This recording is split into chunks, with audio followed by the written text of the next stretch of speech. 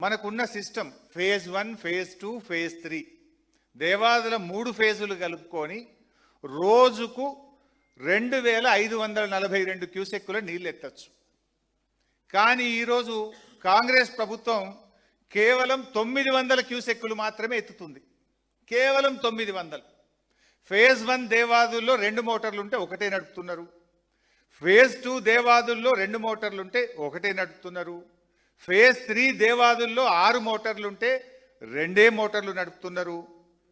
అక్కడ రామప్ప చెరువులో దాని కెపాసిటీ 2.9 టీఎంసీ. ఈరోజు 1 టీఎంసీ నీళ్లు ఉన్నాయి. అందులో నింపుకునే అవకాశం ఉన్నా నింపుతలేరు మీరు.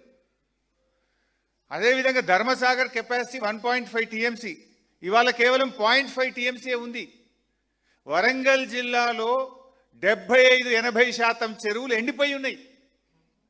అరే అంత అద్భుతంగా నది ప్రవహిస్తూ ఉంటే సిస్టమ్ అంతా కూడా BRS party phase 1, phase 2, phase 3 Devadula పూర్తి చేసి రోజుకు 2542 క్యూసెక్కుల నీళ్లు ఎత్తుకునే అవకాశం ఉంటే కూడా నీ గురుదక్షిణ చెల్లింపులో భాగంగా నీ చంద్రబాబుకు కిందికి ఇడిచిపెడుతున్నాడు. ఎందుకు మోటార్లు ఆన్ చేస్తలేవు? ఇక్కడ ఎన్డీఏ అడ్డం లేదు, రిపేర్లు లేవు, ఏది లేదు కదా. కట్నీళ్లు పెట్టిన పొయ్యిలు ఎక్కుంది. ఆడ మోటార్లు వచ్చి నువ్వు వరంగల్ జిల్లాను ఎందుకు సస్యశ్యామలం చేస్తలేవు? నువ్వు ఆ రోజుకు 0.5 టీఎంసీ, 2500 అంటే రోజు 0.5 టీఎంసీ. మరి ఎందుకు ఎత్తలేవు? నీ నీ నీ నీ నీ ఉద్దేశం ఏంటని నేను అడుగుతా ఉన్నా. Is it not failure of your government? సోయి లేదు మీకు. గోదావరి నీళ్లు పోతుంటే నీళ్లు ఎత్తుకోవాలనే సోయి లేదు.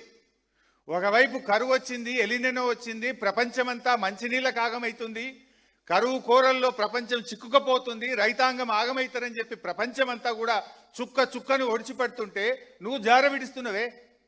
దీనికి ముందు సమాధానం చెప్పు ఉత్తమ్ కుమార్ రెడ్డి. నీళ్ల మంత్రిగా, ముఖ్యమంత్రిగా మీరిద్దరు ఫెయిల్ అయిపోయినారు. కట్నీళ్లు పెట్టిన పోయోలే.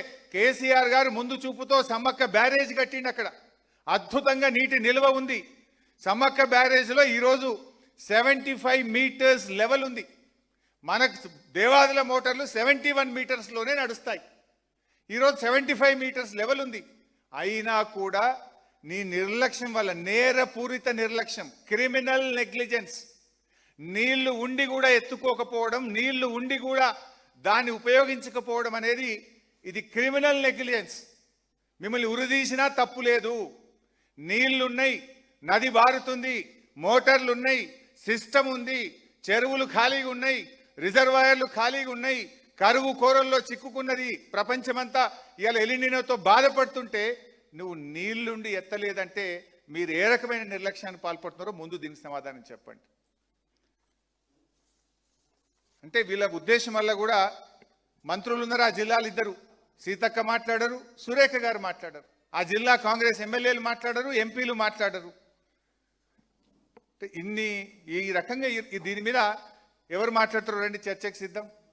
నీళ్లుండి కూడా మోటార్లు నలపకుండా ఈరోజు వరంగల్ జిల్లాకు అన్యాయం చేస్తున్న దీని మీద ఎవరైనా చర్చకు వస్తారా? ఉత్తమ్ గారు, రేవంత్ గారు చర్చ పెట్టు, అసెంబ్లీ పెట్టవో మాట్లాడదాం.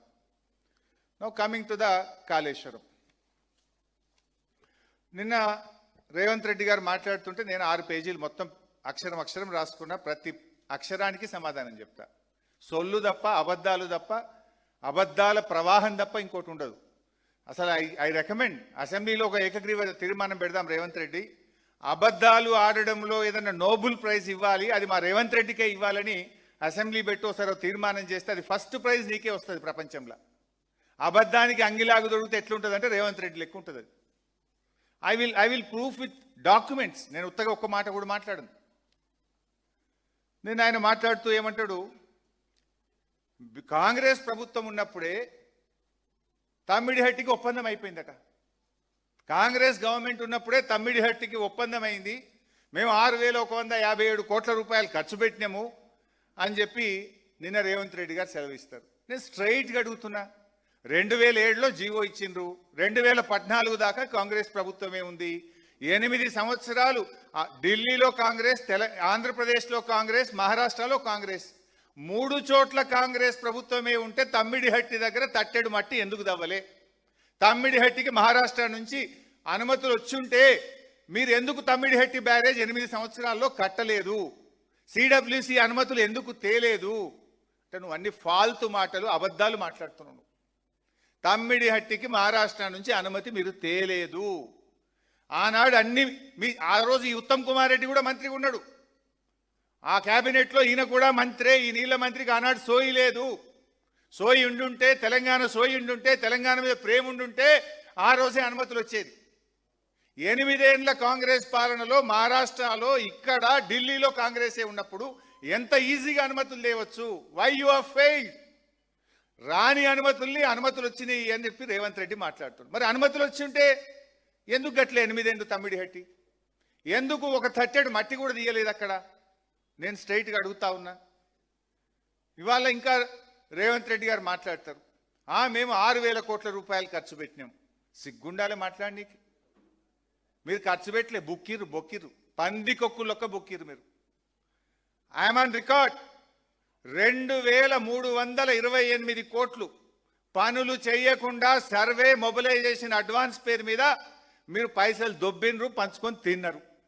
2,328 crores without doing a piece of work. Survey and mobilization advance పేరు మీద బిల్లులు ఎత్తినరు, పంచుకొని తిన్నారు. మీరు 6,000 కోట్ల పని చేయలే. అందులో సగం పైసలు ఉత్తగానే పని చేయకుండా మొబిలైజేషన్ అడ్వాన్స్ అని, సర్వే అని బిల్లులు ఎత్తినరు. నువ్వు చెప్పిన 6,000లో సగం పైసలు గవ్వే.